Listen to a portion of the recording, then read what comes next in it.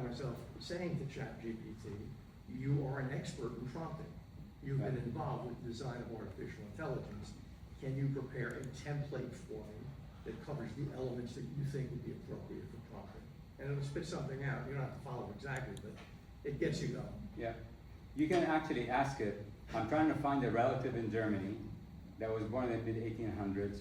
What is the best prompt that I can give you to make sure that you go do the search properly? Right? So, all right, is this, and by the way, just to make sure we close this, in the format, so we covered role, we covered task, we covered context. Now in the format, I said give it to me in bulleted list. I don't even know if this makes sense, but format this into a table. You can do format it into a chart. You can just go wild with it, and it came back and actually gave the data in a table. So that's kind of the formatting part of this prompt, right? Now there's a whole slew of parameters that you can that you use to kind of influence the output. Like you can kind of focus the bot on what you want, and for the lack of a better term, we started calling them constellations. It's like you got role, you've got tweakers and modifiers and tonality and this and that. Because here's the crazy part. Anybody have like a favorite comedian? You guys have George Carlin. Jimmy George Kimmel. Carlin. we want something that's not going to be offensive to anyone. Definitely not George Carlin. How about? Ricky Gervais. I'm trying to find something balanced. Rodney Dangerfield, if you want to go old school. No, he would be offensive. How about? I'll tell you. I'm just trying to. It's for laughs and giggles, but I'm trying to demonstrate a point. Matt Riff. I'm gonna say. I'm gonna show you what I'm gonna do here. You guys are gonna love this. I think. Jerry Seinfeld. Jerry might be a little offensive. Let's do this. I think that's part of their job description. Give me one sentence summary of the idea. Right? So you can see how you can quickly change the format, go from bullet points to a table.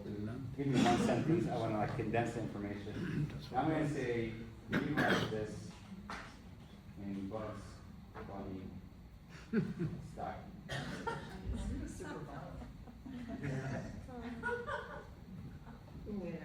Right? So you can have it, do it in Shakespearean style. Capiche. Do it in Capiche. do it in comedic style.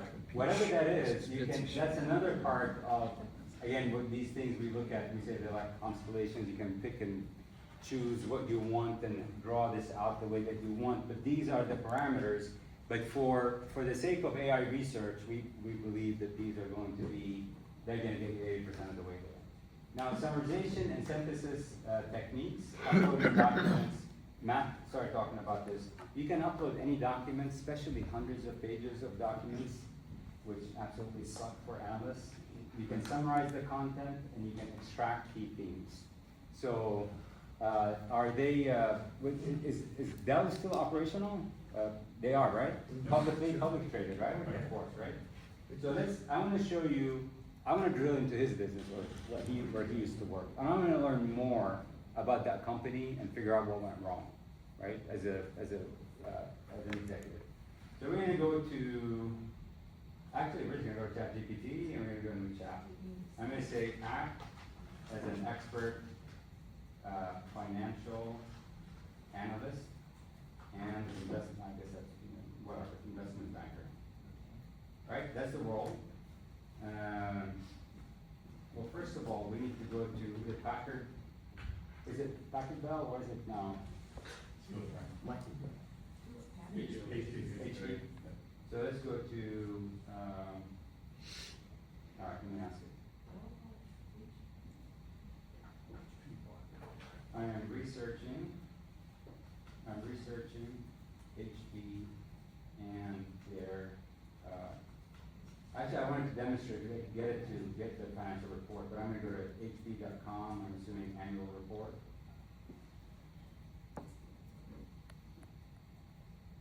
There we go. So going to investor relations, 2024, sustainable impact, proxy statement.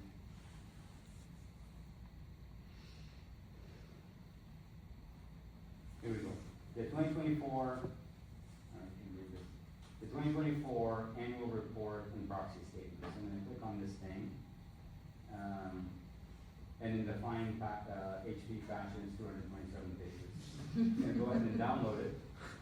And I'm just going to call combined HD data. Right? So you guys saw what I did? I went and I went just found the annual report for a publicly traded company, right? 224 pages. Then I'm going to come back to ChatGPT and I'm going to act as an expert financial analyst and investment banker and research in HP and have attached their annual report.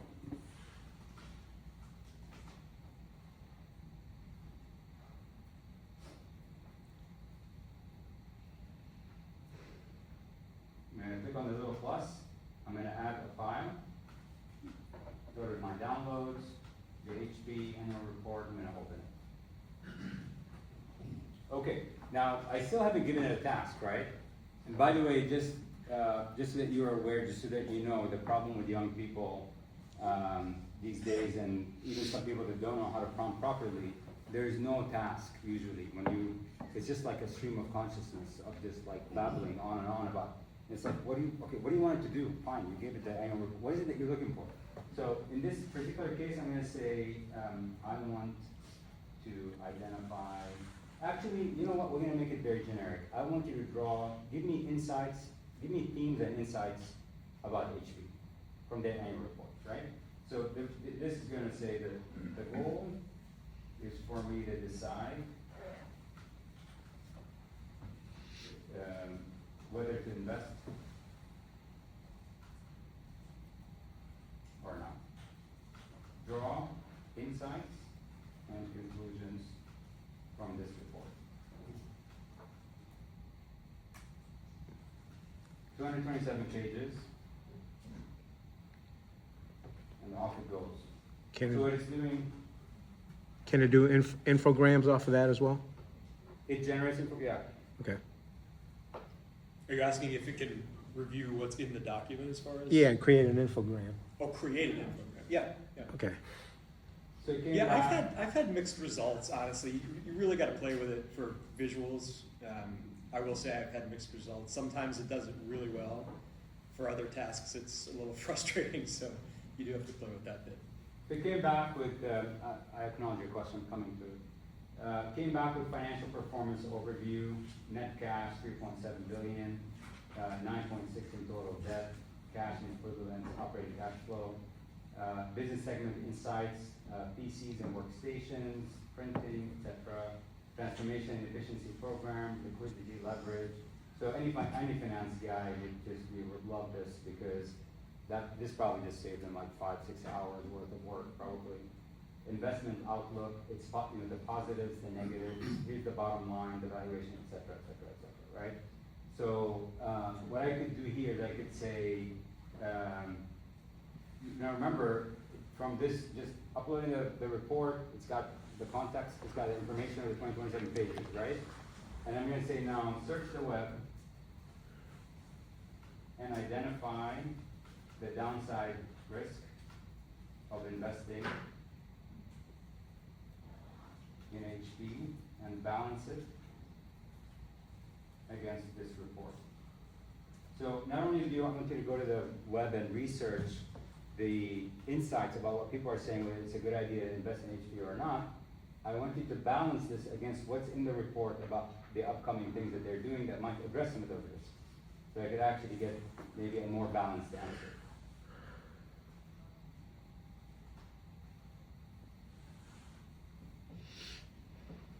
So while it's doing that, we just uploaded a document, we did some summary, we extracted key themes. You guys can see how valuable this is, right? Fadi, I got a question over here. Yeah. Hi, I was just wondering sort of how much you trust the results and what kind of validation you do. So I work in qualitative research, and there's a lot of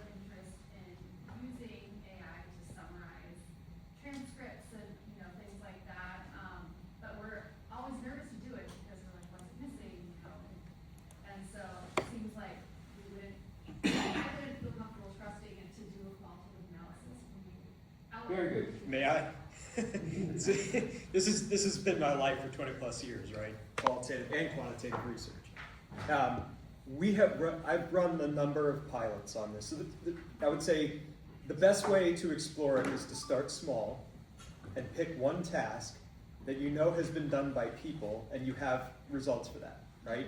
And you can specifically test, can the AI do this as well as my human reviewers, right? Whether it's regulatory comments, whether it's sentiment analysis from your research, whatever it is, give it a small task and test it, right? That'll give you some confidence. So now you've gone through this pilot and you say, okay, and we've done this many times, by the way. Okay, I've got 600 rows of public comments on this EPA environmental assessment. And I want to know if the machine can do as well as a human coder. You can run that experiment and see. That'll give you some measure of trust. And then as you do that, you can start to make the pilots bigger, et cetera, get to the point where, okay, now you've done enough of these and you've seen the output and you've compared the output to what people do. Because I'll tell you, having been a human coder many, many times in my career, we also make mistakes, right? We also leave things out. We also get things wrong, and that's why intercoder reliability is so important in all these things, right? I have personally done this with, we used Copilot at my last organization, and it was super effective. You just, again, it's about how are you setting up the instructions, it's about is your prompt complete and comprehensive without being overloaded, all those things. It takes some playing around, and we can talk about specific situations if you want, but I would say don't be afraid to try it, because there's really no harm in trying it. In other words, tackle him down after the session, sponge all the information off of him. It's free, use and abuse. He's the man when it comes to this. There was a question here. Yeah, actually builds on that and the answer here. The answer was more of, what if it misses something, what if the prompt isn't correct? Yeah. And I want to go more into the hallucinatory factor. Sure. Right? How much, I mean, if you're using AI as a creative brainstorming assistant, that's one thing, because it's coming up with something new. But for research or for something very specific, how much hallucinations? So I'm going to let you guys in on we're going to cover more slides that talk about this, the validation. So at the end of the session, if I didn't answer the question, let me know. But I want to quickly tell you about a way that you can modify the prompt to actually tell it, I want you to use reputable sources only, exclude all the nut jobs that are trying to sell stuff on the internet. Go make sure that, we'll give you examples, like Harvard Business School, MIT, whatever your sources that you trust would be, the Department of Education, whatever it is, US government, you know what I mean? You can tell it specifically, use those sources only, and give me the links for the sources that you use for the answer. All of a sudden, it's gonna get so focused, and the quality of your output is just, and the hallucination and the wrong misinformation, all that will subside, because you were very specific and directive in your prompt. But let me show you some stuff. Hallucinations in general, I think have gotten a lot better. Just in the couple of years, I go back to 2023 and think about it. It's getting a lot better. The model has evolved to drastically reduce hallucination, in my opinion. But to Fadi's point, if you just say, give me sources, you can always verify those, right? Give me citations, give me links. New England Journal of Medicine or Nature or whatever it is that you're researching, you can be very directive. And I think there was another question in the back. Was there another question? No? Good. So, using comparative analysis also as a technique, so I can compare HP to Apple. I could say compare and contrast. I can upload the annual report for Apple and I can start comparing the two companies. So what we're trying to tell you here is that think about this as just like, massive, awesome assistant that can do all kinds of analysis and research for you and really allow you to shift your focus to the key task at hand, rather than all the busy and legwork that is needed in order for you to actually start doing the things that you care about doing, right? Because you can start asking, and you'll notice this, you're gonna start asking better directive questions that are related to your task. You're gonna get better at trying to understand, and this is true, you're trying to understand what is it that you're doing. Because sometimes you start on, I'll use myself as an example. I'll start on something, I'm not really sure what I'm trying to do. You know, I just know that it's somewhere around this, and then I use it to start brainstorming and really focusing my thinking even, and getting better prompts, and then the output just starts kind of elevating as you start iterating through it.